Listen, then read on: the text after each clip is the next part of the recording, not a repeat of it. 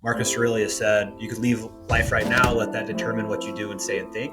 Had a challenging last year with some personal stuff, with health, and Amor Fati to me is basically a love of one's faith. He's not trying to be anything he's not. He could say like some of the meanest shit in the world. So he's like one of those guys that kind of get away with saying anything just because some people love her, some people hate her, and in my opinion, that means she's doing something right. How many pros can you think of have achieved this? Started playing in 2019, went pro by 2020, earned sponsorships with Franklin and now Selkirk, won the inaugural Major League Pickleball event, and played at the New York Stock Exchange. Don't you ever wonder what goes on behind the scenes of a professional player that we see on the court? How much of their story do we really know? One of the more outspoken players, Rob Nunnery, talks about tour partnerships, his career before pickleball, takes on players, tournaments, and projects he's currently working on.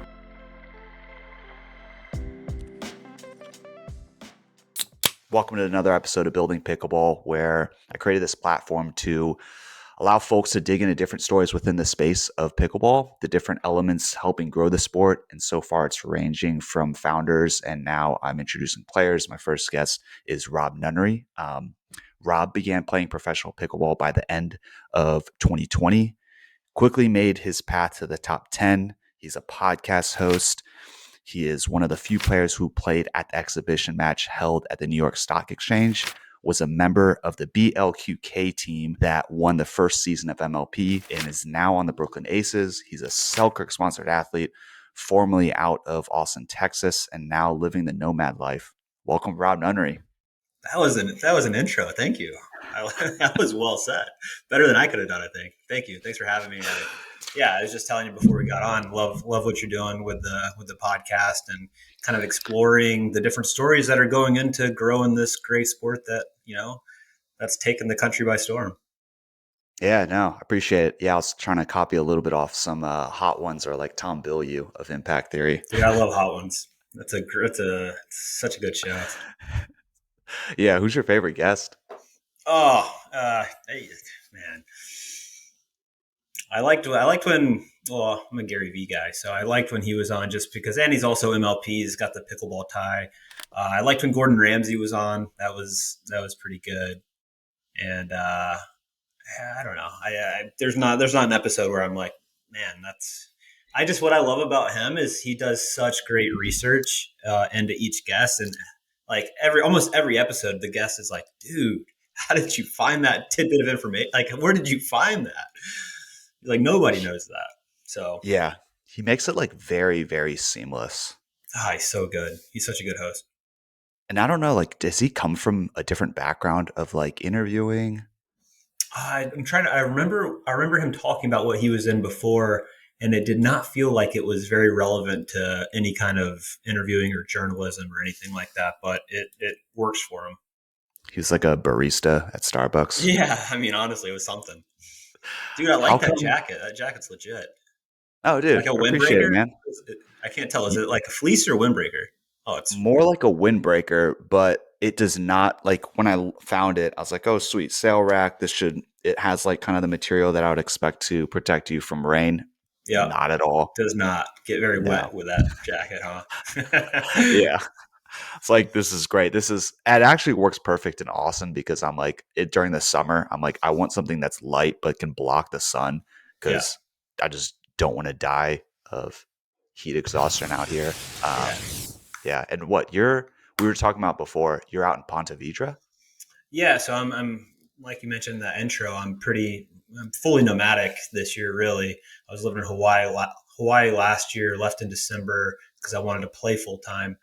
And so playing full time, in between tournaments, I was spending time in Ponte Vedra as well as St. Simon's Island, where my mom is. So just bouncing around, trying to connect with, people that I haven't been able to see since I was in Hawaii for a while, and staying connected. Yeah, dude, that's dope. I'm glad you're the first professional player guest. Not that your identity is solely being a professional player, but because you have so many different things that you've done throughout your life. Where? Kihei? Maui? Yeah, Kihei. Yep. Kihei? What drew you to going out to Hawaii? Yeah, it was actually just a pretty sick gig that I got at a Discovery Land property. I don't know if you're familiar with Discovery Land, but they actually have it's probably some of the most high end luxury real estate in the world. They've got it's kind of like communities and developments for the uber rich and successful, and it's very private. So you have celebrity members, billionaire members. There's a property they have in Austin called Driftwood, not too far from where you're at, I'm sure. But yeah, I got a pickleball gig out there and did that for a year, and it was good. It was good. It was like low stress. It was just very far from everything. So if I wanted to continue staying in the pro game, it was going to be very challenging, and I felt like I wanted to get back to the mainland and keep pursuing pickleball, especially with the trajectory of it, and I still think it's got a long ways to go, especially in the pro game. Yeah, that's dope. Did you explore any of the other islands, like go out to Kauai? I've been to Kauai. I didn't go actually when I was there last year. I went before, but Kauai, yeah, Kauai is great. I've been to the Big Island.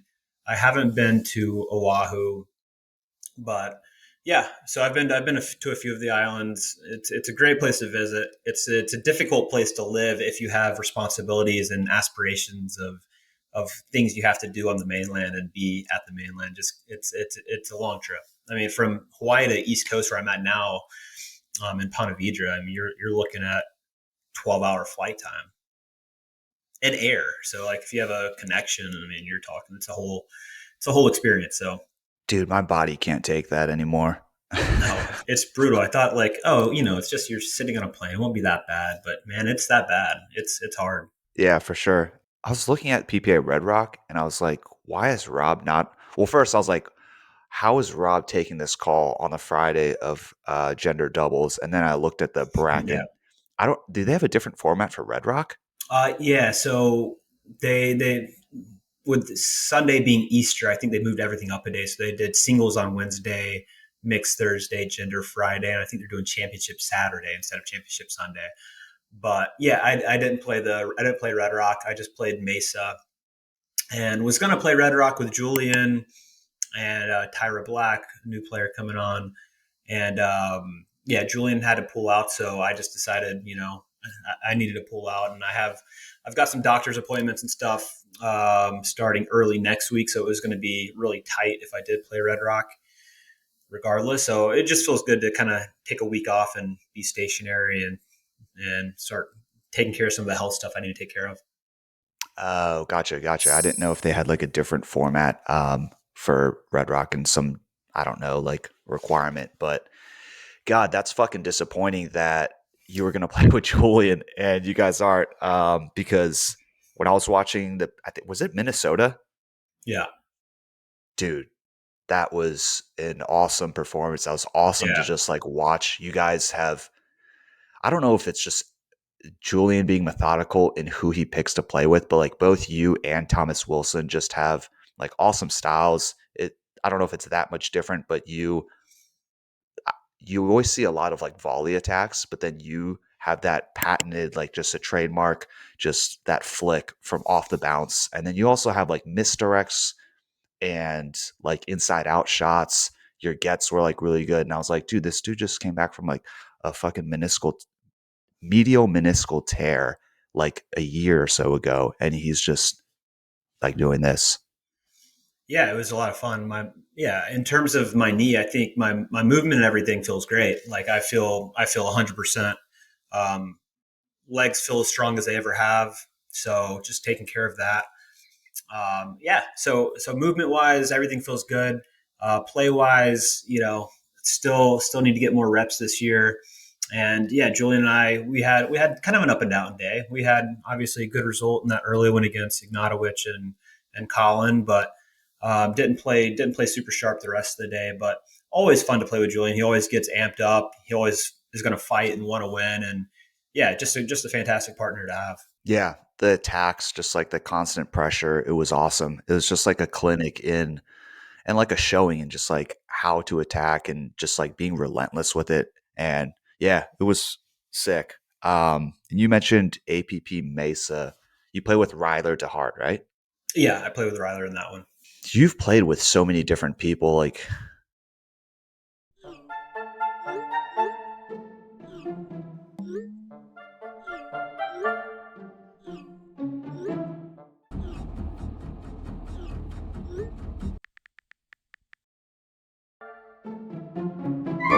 what Yeah, do you look for something in particular? who's available?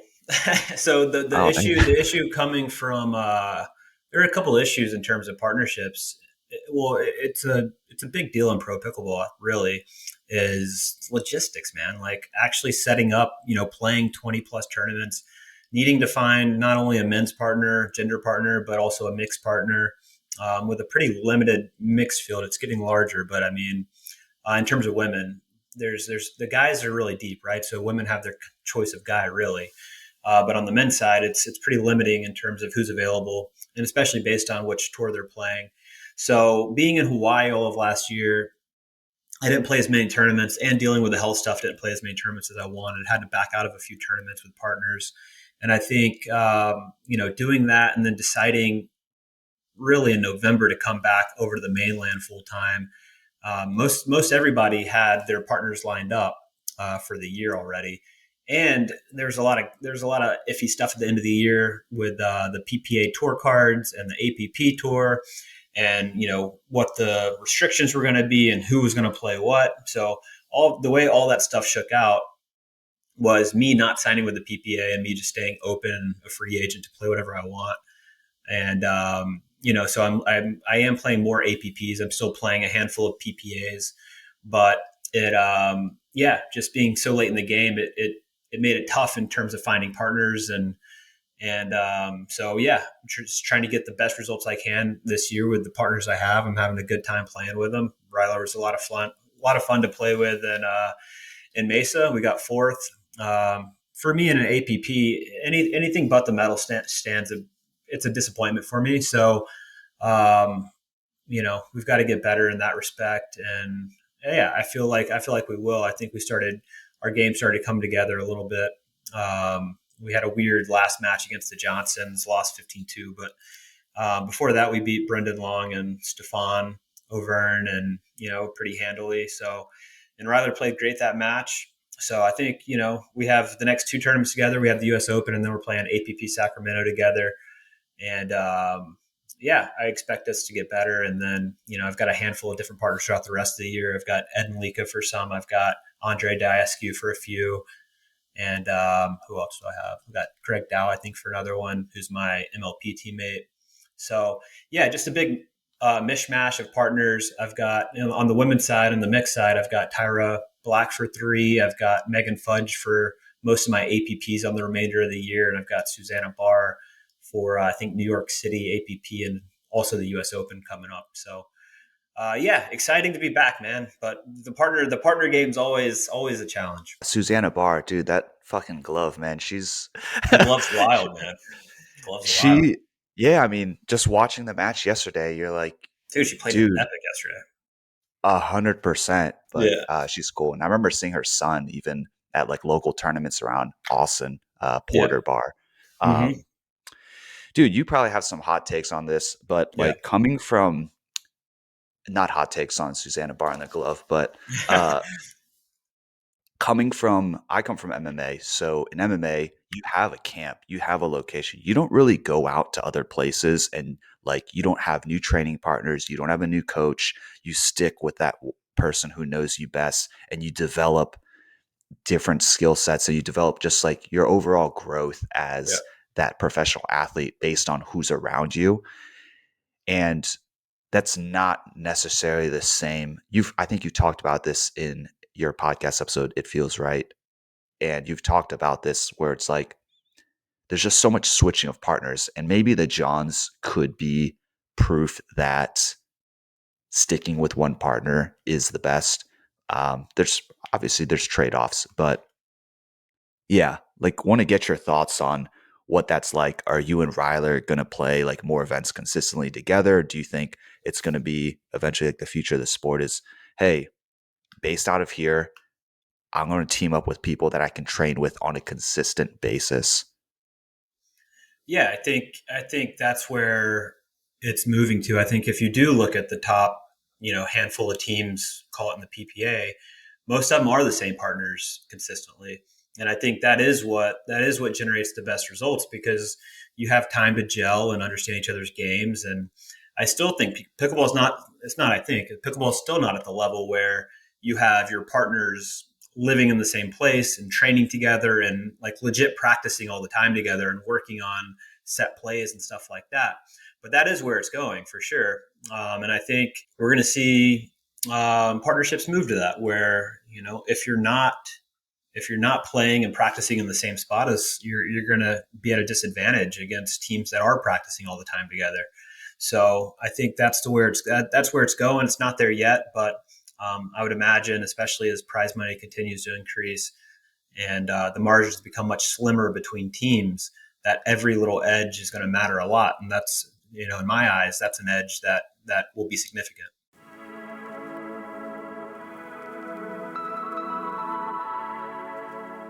Given that you're on that like kind of nomad lifestyles, are you trying to settle into a location where you have a partner that you have in mind, or? For me right now, it's not so much about, 2023 is like you're really kind of already locked into partners and set for the year, right? So it's like, and I'm playing with a handful of different people. So it makes it difficult to kind of be in a location where you're with just that person all the time. So kind of what I'm looking at for 2023 is probably being kind of based in a location where there's the best practice. Because if you look at most people call it in the top 20, they are all in these hotbeds of where all the other top players are, whether it's South Florida, where the Johnsons and Ignatowicz and Anna Bright and Anna Lee and that whole group's at, or whether it's Austin, where you have that whole contingency. There's more people going to Dallas, a little bit in California. So it's like, you have these hotbeds of practice spots and where players live.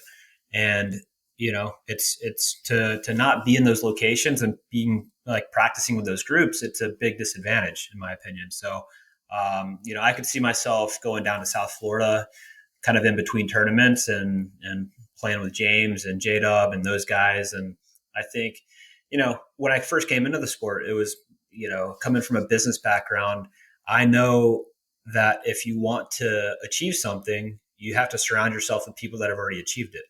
Right. So same in pickleball in terms of playing. Like if you want to be top tier, you've got to be around top tier players and practicing with them all the time. And it can't be understated. In my opinion, it's the greatest way to get better at pickleball is by playing with better people. Yeah, 100%. When you were playing in Hawaii, who are you playing with out there? Yeah, just a buddy named Kelton Lau. He's like a big wave surfer, nice guy. Probably 4 or 5 pickleball player though. So would just drill with him and get touches like that. But yeah, on Maui, 4 or 5 is kind of the limit. I think there's some players coming along now. Kelton's buddy Kento had just started playing really when I was leaving, but he's playing more pro events now. So I think it's gotten better, but it's still not super high level out there right now. Yeah, yeah. There's like a video of Riley Newman out there. Like I don't know which island he was on, but it's pretty cool. If anyone, whoever's listening, watch it on YouTube. It's Yeah. pretty cool.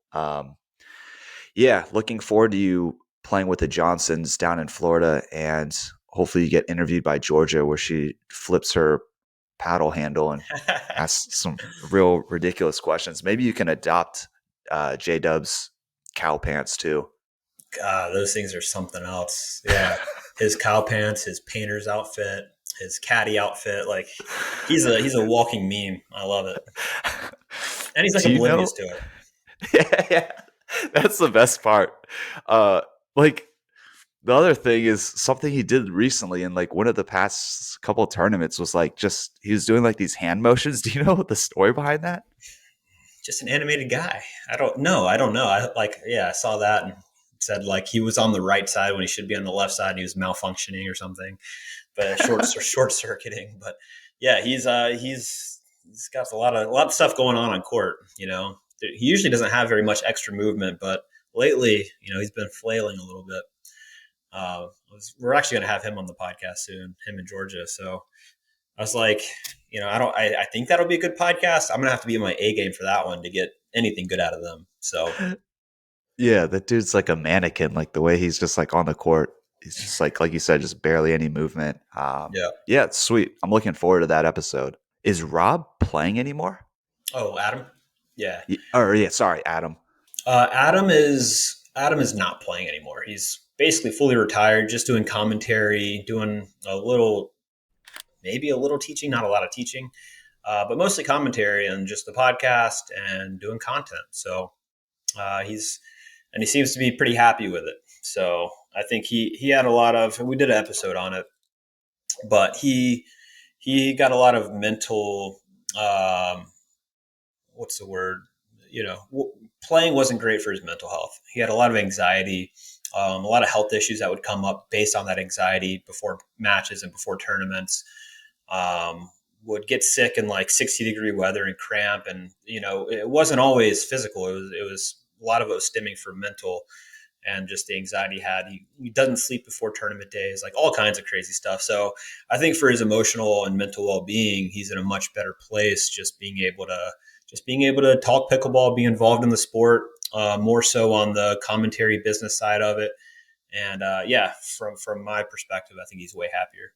Good for him. Good for him for like noticing that and Yeah. not like pushing past what he's feeling. That's a bummer. It's so crazy that when you watch someone doing their activity or sport, you're like, oh, this guy looks so like calm, cool, and collected, but there's all these things happening behind the scenes. Never know what somebody's going through, right?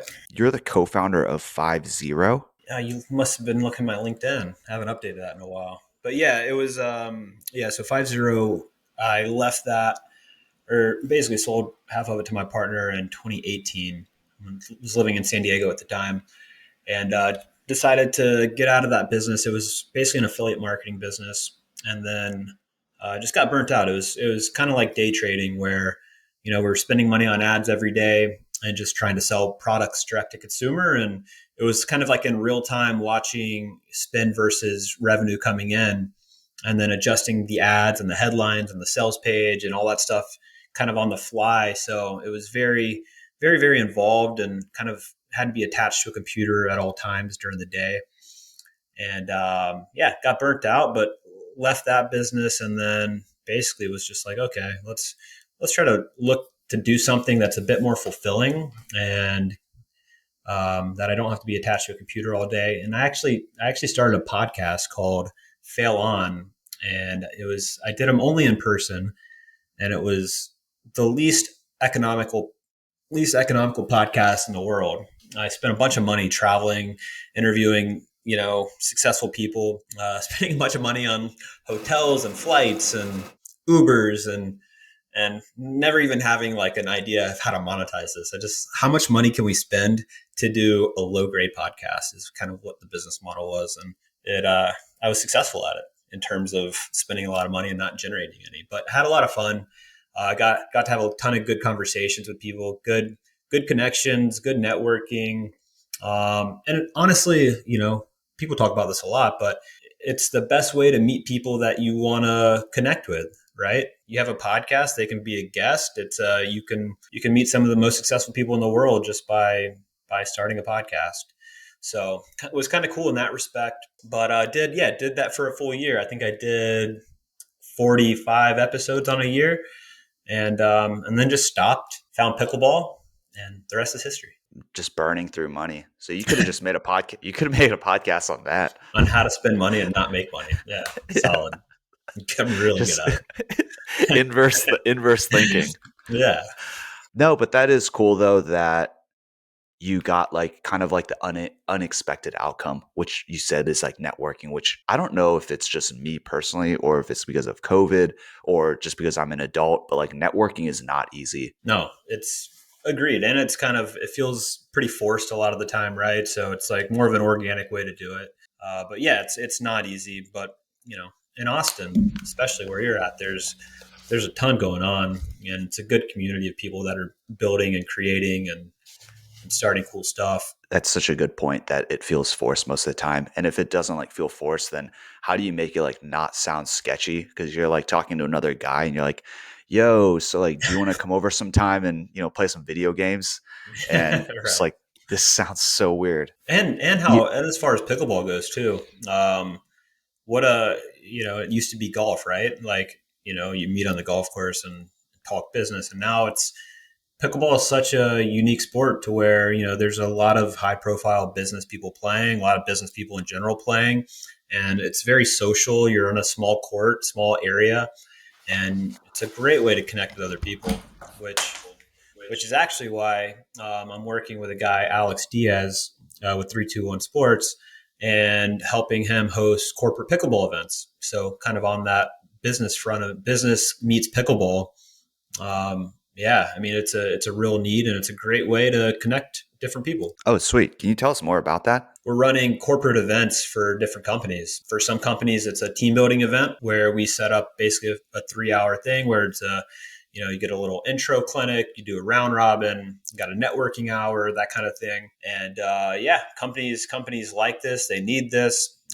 We host events where there's one company that sponsors it and they want to get in front of their ideal clients. So we actually go out and recruit their ideal clients and basically pull in 15 executives to come to this event.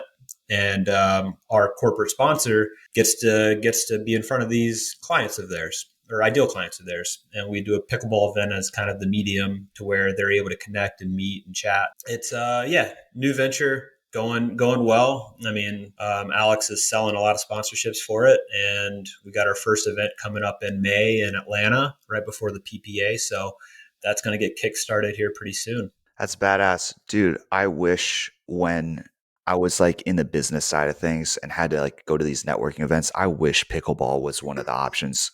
They're just they're so weird when you have to like go to a bar where the music is just like my ears are bleeding and then you have to like drink alcohol to like Yeah, everyone's like drinking because they're yeah. like What else do we do? Right? It's awkward if you don't. Awkward if you do.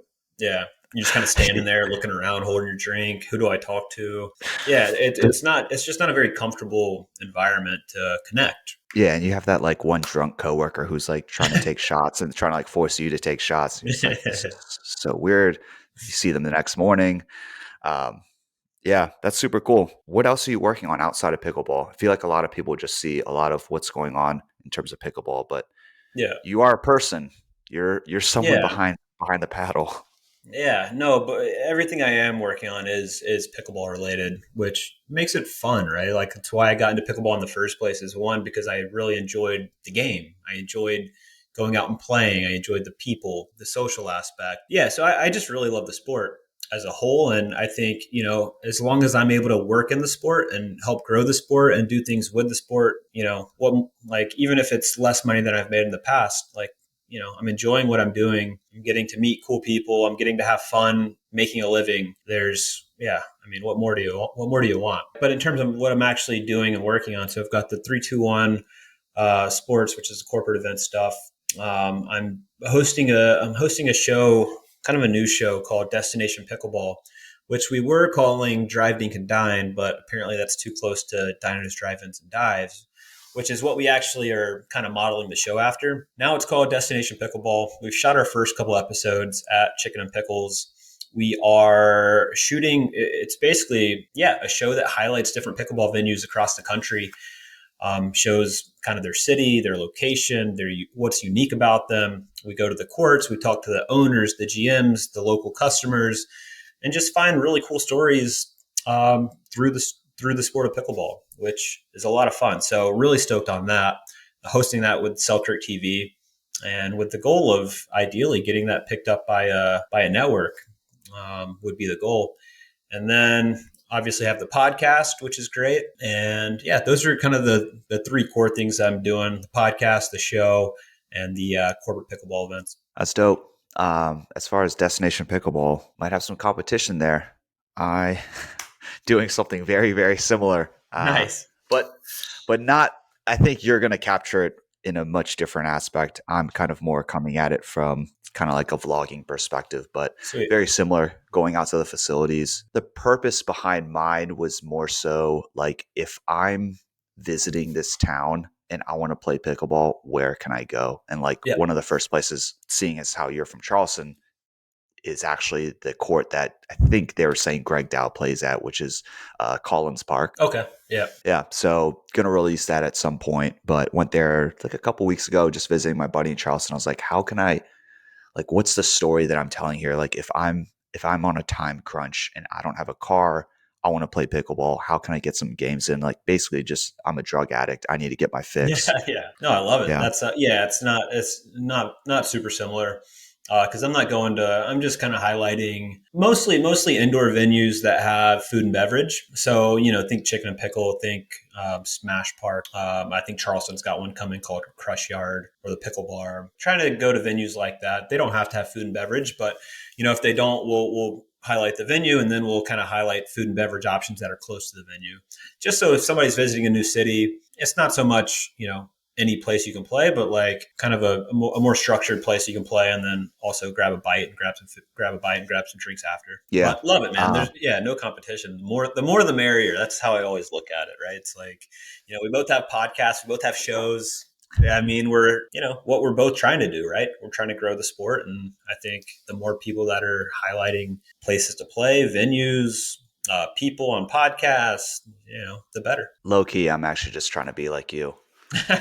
Just copying your Or I'm just trying blueprint to be out. like you. I mean, Yeah, you came to the homeland. I haven't moved out to Hawaii yet. Yeah, Crush Yard is going to be like exciting. The Pickle Bar I just happened to run into this chick. She was at Collins Park. She's a co-founder. I can send you her info after this, but her name's Tina. She's one of the co-founders, her and her sister. They have some cool shit going on. love it. Yeah, and just in Yeah. terms of like cool shit venue wise, I don't know if you've seen it, the Central Park in New York courts run by City Pickle. Like, how cool is that, right? To have, the ice skating rink in Central Park is now converted into pickleball courts. Let's go. Taking over. Dude, it looks badass. And I think it's like 14 courts, although like one of them is pushed up against Pretty tight. such a weird Yeah. shape. Yeah. Yeah, it's an awkward shape to fit, rectangular courts in, but they did it. Yeah. I don't know about the pricing. I hope that doesn't like Yeah, well, just it's pretty price. pricey, right? It's It's like 80 to 100 per an hour. hour. Yeah. I mean, honestly, though, you get a foursome, $25 for the hour to play. It's not terrible we're talking New York City, Central Park. New York. Like pretty cool venue to play. You're playing pickleball in the background. You got Central Park and skyscrapers. Pretty iconic, pretty dope. I'd pay $25 an hour for it. Yeah, I would pay for it like once. And honestly, like, New York's such a big city, right? You have a handful of courts.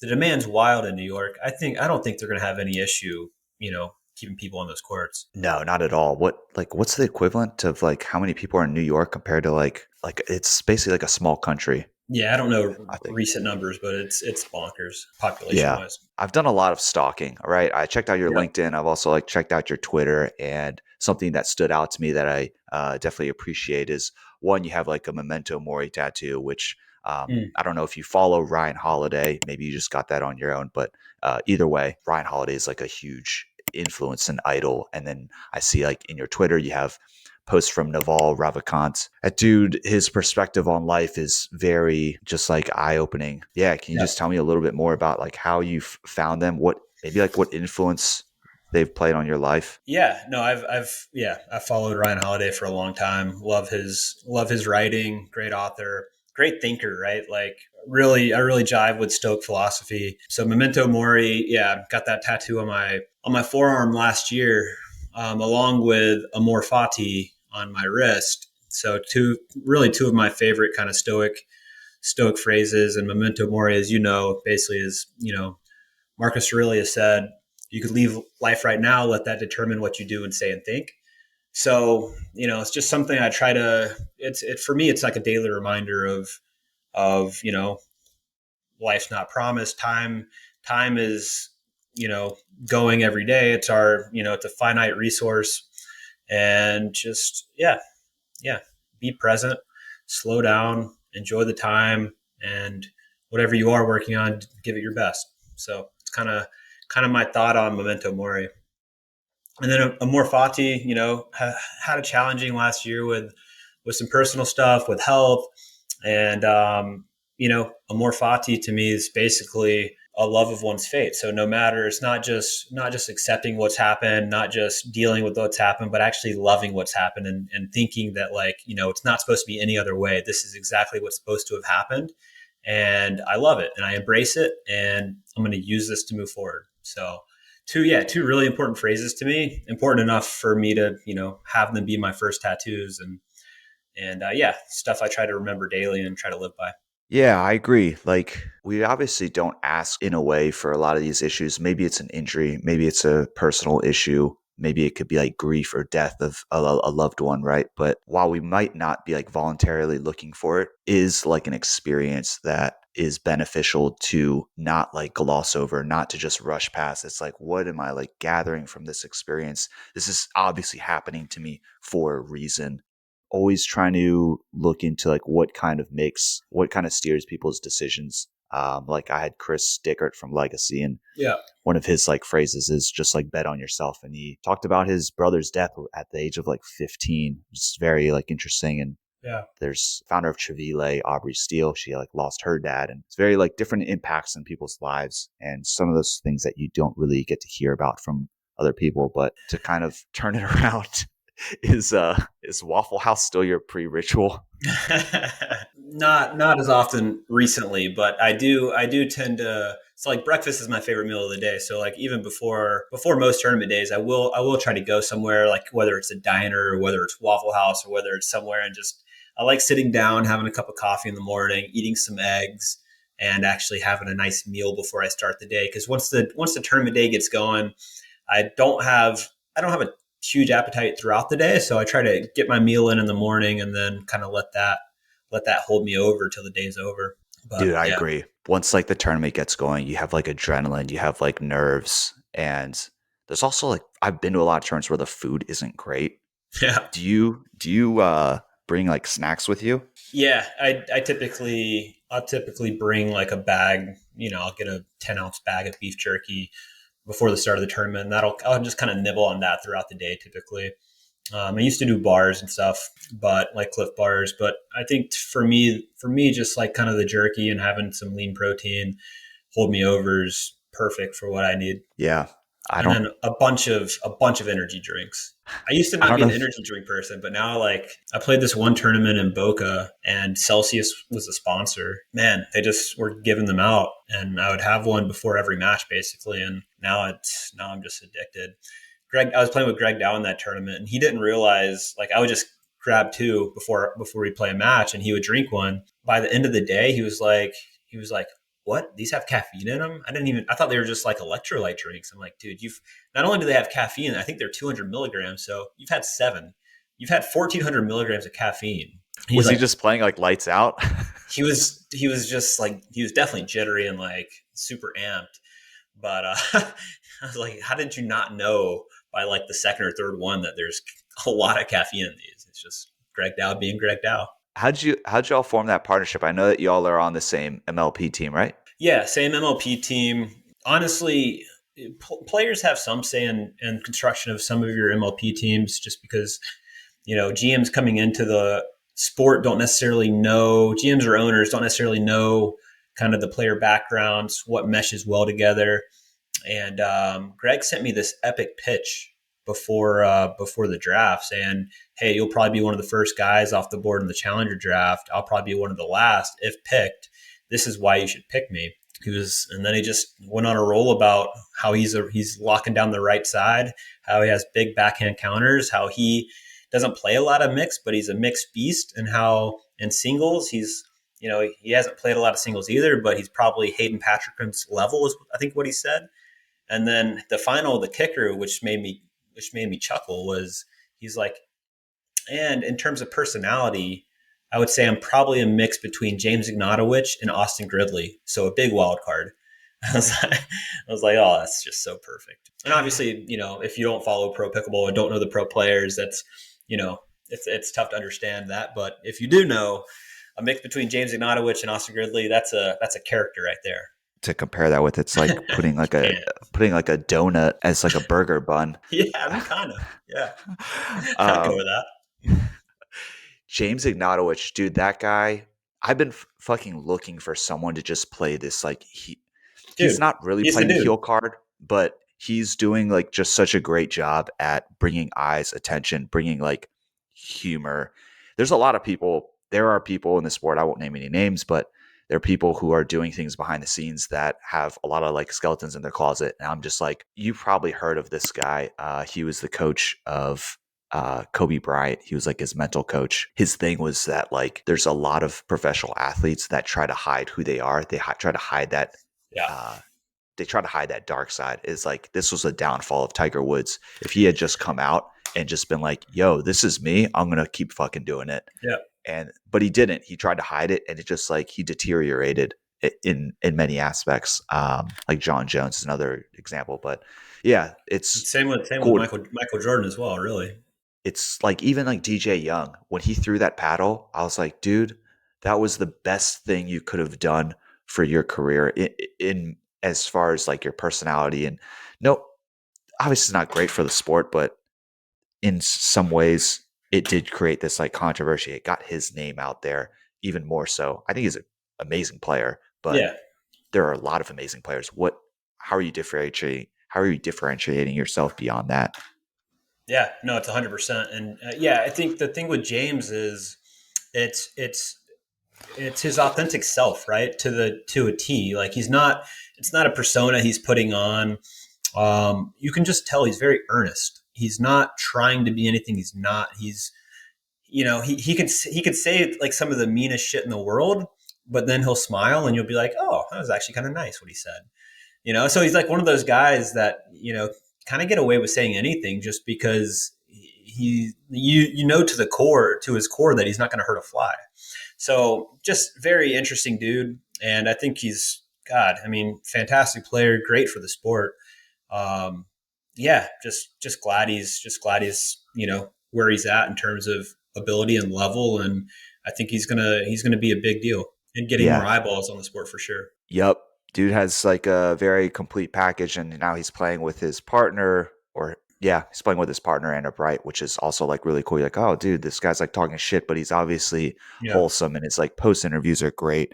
Yeah, you make a good point that he's not trying to be anything that he isn't, but he's also on the flip side of that, not trying to hide anything that he is, yeah, which I think there are a lot of players are kind of hiding or pulling stuff back, and it's like, dude, just let yourself be who you are. yeah. I mean, it's tough, and it's tough in pro pickleball, right? There's not too many players um, that will say how they feel truly, right? You have a handful. I think James is one of them. I think Leah Jansen, some people love her, some people hate her, and in my opinion, that means she's doing something right. Because she's unapologetic. She's herself. She'll say what she feels and what she thinks, and yeah, unapologetically, which I respect the hell out of that. So it is a tough position to be in some cases, right? Because you rely on a certain tour to pay you. You rely on different organizing bodies to maybe they sponsor you, whatever it is, and you have to mince words sometimes. And I just respect the people that don't. Yeah, Leah Jansen representing Austin. And the funny thing is, like, you've played with Julian and you know him personally. It's so funny to see how people react to who he is, like on the court, and what you're seeing through a screen or what you're seeing live. Because when you meet the guy in person, you're just like, Oh, he's a what the sweetheart. fuck? Yeah, Yeah. And if you listen to it, like I took a one-on-one with him, and just like listening to the way he's instructional and the way he like describes a skill set or a technique or just anything about the game, there could be a fucking camera on the women's doubles court, and then out of nowhere you just hear like this shouting, and you're like, wow, that's easily Julian. yeah, that voice. What happened to Austin Gridley? Yeah, I actually played a tournament with him at the beginning of the year, APP Punta Gorda, and I know at the time he was in the process of leaving Utah. He was living in Utah at the time, but he was leaving Utah and bought a house in Alabama, I believe in Birmingham, and took a job as a director of pickleball out there. So I don't know if he's playing much right now. Last I heard, he moved to Alabama and got a new job out there. So I love Austin. I think he's a fantastic player, really good player. Just also had a tough issue getting solid partners all the time. But unorthodox, great guy, great player, and yeah, hope to see him on the tour again. Love to see that unorthodox style because And it is interesting. he was playing with a legacy in Punta Gorda and just hammering the ball. Oh, he was? I don't know if he's Oh, still playing with it or not, but yeah, he was playing with a legacy, and man, that thing's a rocket off that thing. that's awesome. It's hard to sometimes keep up with APP. For some reason, I don't know if you have any like hot takes on this. It was just odd that the last event they didn't air it on YouTube. Oh, Did they have a I've got a take on this. I know why they're not. I don't agree with it, to be honest. And I've talked to Tom about it. Tom Webb, the APP chief marketing officer, amazing dude, really great guy, very smart in terms of what they're trying to do in terms of bridge the gap between, I think they just did a study where 48 million people in America have played pickleball at least once over the last year, I believe. And it's just a gigantic number of people that have at least tried it. And what the APP wants to do is bridge that gap between that mass market, which is the amateur market, and the pro game. Because he's right. If you go to a random public park and ask a couple random people that are, playing for the third, fourth, fifth time who a pro player is, they'll have no idea. Right. So it's, so they dialed back their budget this year. The APP tour did, in terms of, they didn't want to try to keep up with PPA and MLP and all the money that's going into that. So they're like, okay, we're going to pull back. We're going to try to build a long-term sustainable business where we're not just burning cash, and we'll have kind of more limited resources. So we're going to have to figure out the best use for those, the best way to use those resources. So they felt that streaming on Thursday, Friday was not beneficial from a cost perspective. So they are putting more into kind of media packages for players and different content and storytelling and that kind of thing to actually try to bridge that gap between pros and the mass market amateur pool. That's interesting. And then I was just like, well, why can't you just throw up like a GoPro, throw up five GoPros, throw them up on each pro court? Who cares? And I guess the issue is they don't want to show a subpar broadcast product when they're reaching out to, big sponsors about sponsoring tournaments. They don't want to have that be the product. And, understood on some level, but at the same time, people want to watch. But yeah, his argument for that also is, we're not going after the people that are complaining about not getting the live stream on Thursday, Friday are the hardcore pickleball contingent, which is, such a tiny, tiny market of, the overall market of pickleball and what's possible. So they're like, we're going to piss those people off, but we're hoping to capture the larger audience. That's interesting. Yeah.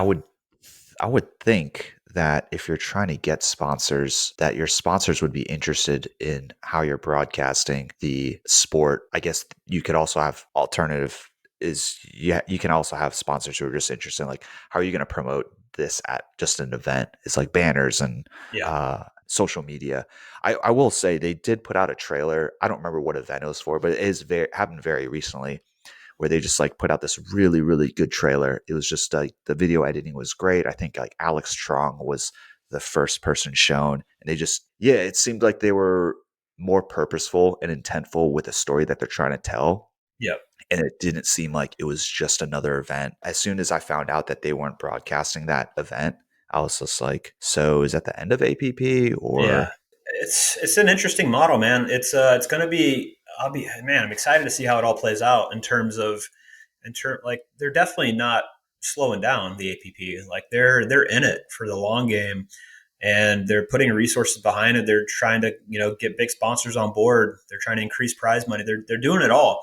It's just a matter of, can they sustain while you have another tour that has the majority of top players? What is it like just being a pro playing at both those events? As far as like, obviously, I won't ask you to talk about the competition because I think it goes without saying. Is there anything else that's different about how these events are run per se? Yeah, I think generally speaking, the PPA is more of a production, right? Like you've got the video board, surrounding the court. It's just more of a high end production.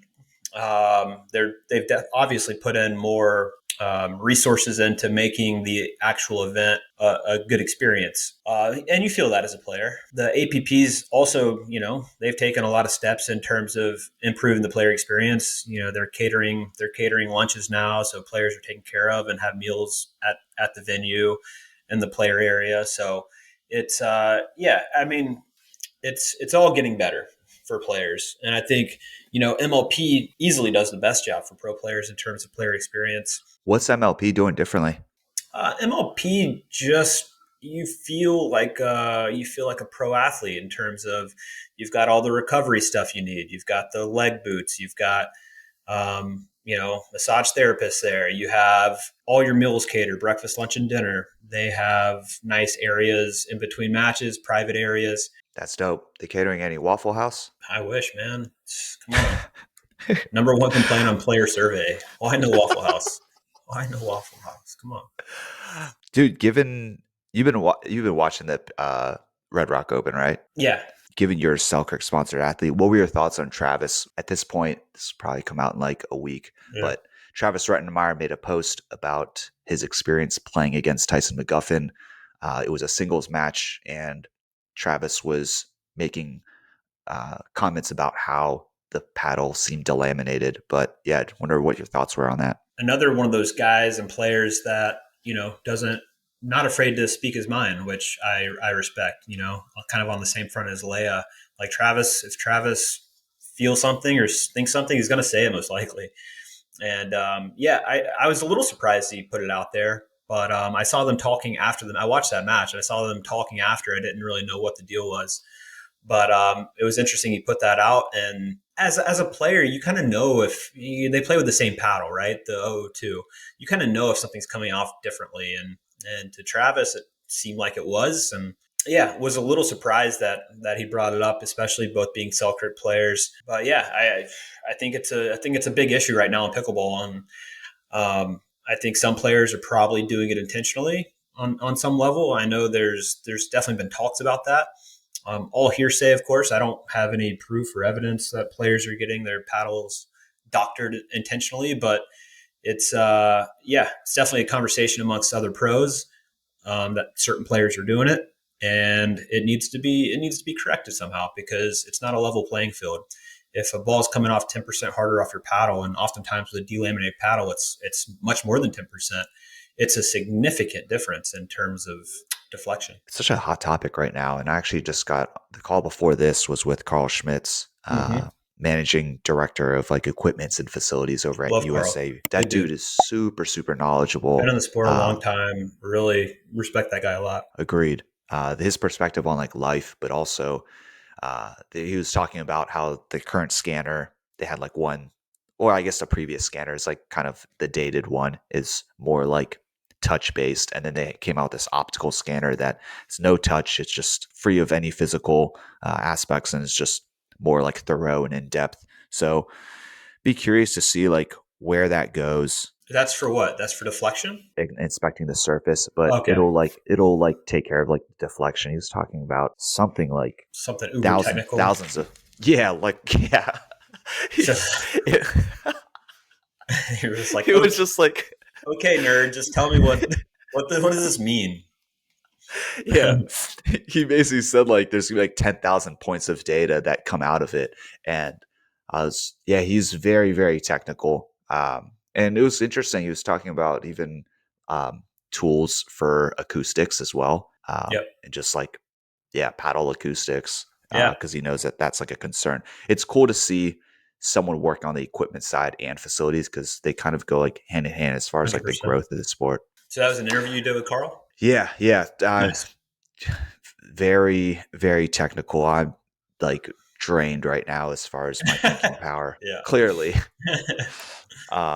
But yeah, dude, we're coming up on the hour, and just wanted to ask if there's anything that I didn't ask you about, anything that you wanted to touch on. Not so much. Well, I suppose so. This year I've started a daily newsletter, which just kind of goes into behind the scenes of life of pro pickleball. So I've written most days this year. I've had a little hiatus a couple times, but you can find that at robnunnery.com. It's just an easy little landing page, throw in your email, and you'll get a daily update from me about, what's going on in my life and what I'm doing to train, and all of the stuff behind the scenes. So kind of like your OnlyFans newsletter. Kind of like but just no images. It's all just words. I seduce you with my words.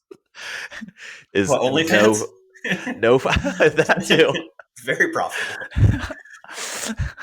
But just like no photo, no video. But it is hilarious, like how you hear about some people like, yeah, I made like $13 this month, and you're like, dude, and you showed how much? Yeah. When I emailed you, it's something said like 5 sentences or less. Oh yeah, it's kind of my signature. It's just, yeah, I think emails could be long winded, and I try to keep my emails to 5 sentences or less, just for brevity's sake, and I don't, yeah, I'm not writing novels to each other. Let's just keep it short. Yeah. Speaking of like thinkers, have you heard of Jason Fried from Yeah. Basecamp? Hmm. Okay. Yeah, figured you would be on the same kind of wavelength with him. Cool. Well, dude, I appreciate your time taking this on like super short notice. I don't know if you remember, but myself and two other buddies took a private lesson with you at Dreamland like 2 years ago, and you taught us that patented Rob Nunnery just like off the bounce attack. So yeah, it's cool to just kind of come around full circle. I do remember, because it was I gave maybe 2 lessons at Dreamland total, and that was one of them. It's like, I guess I'll do a less. Sure, let's do it. Why We were complete knuckleheads at the time. We're like, oh my god, dude, Rob Nunnery, and not? it was so funny, but it was well worth it. It was awesome.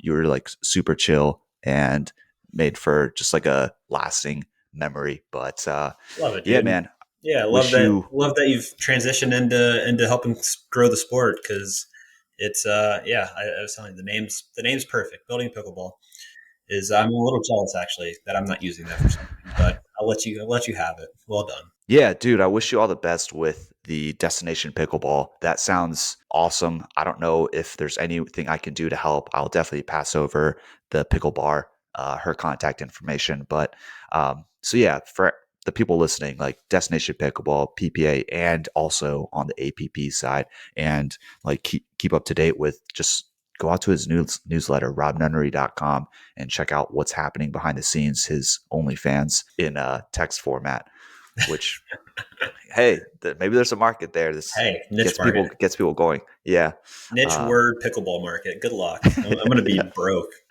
yeah. Catch Rob at your local Waffle House.